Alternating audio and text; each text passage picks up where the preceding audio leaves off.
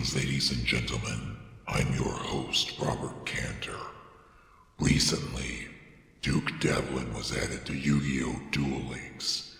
As such, I'd like to take this opportunity to talk about the short-lived Yu-Gi-Oh! Spin-off game, Dungeon Dice Monsters. Before we get to the game itself, I think it's best if I give you some context. For those of you that don't know this already, the title Yu-Gi-Oh! Means Game King.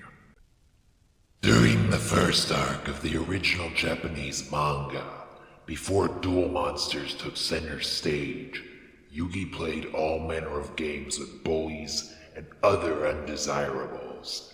Some of the more noteworthy examples include Capsule Monsters and Monster World.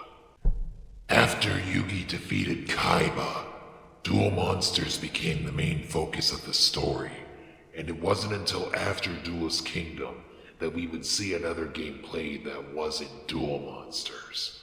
This game, of course, was Dungeon Dice Monsters. This story took up 11 chapters of the manga and 4 whole episodes of the anime. Dungeon Dice Monsters is the only other game in Yu-Gi-Oh! That was made in real life. But since the anime and the manga were all about the cards, it didn't last very long. I didn't collect many of the pieces because I was in grade school at the time, and I obviously didn't have much disposable income. But I did play the video game on my Game Boy Advance, and I quite enjoyed it. I won't waste too much time talking about the rules of the game. If you're interested, you can watch all 4 episodes from the anime on Crunchyroll.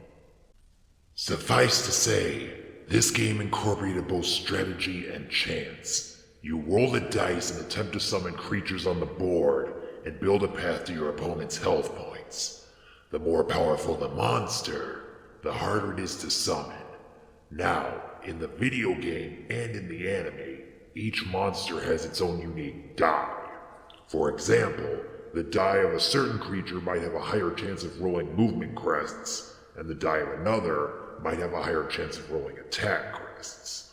But these dice could no longer be used once the creature had been summoned, because they were used to build the path to your opponent's health points, so you needed to take that into consideration when you rolled a summoning. As someone who spent hours playing the video game, I can assure you that it was very fun.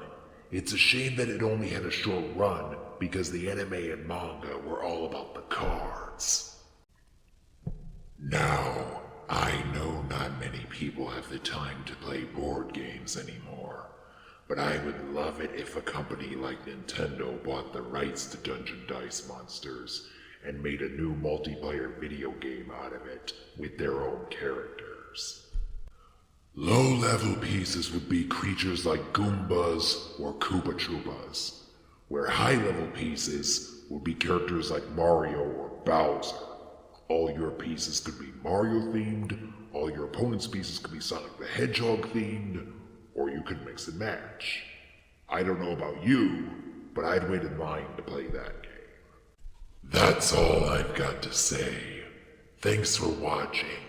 Don't forget to like, favorite, subscribe, and if you really want to support this channel, then buy my book.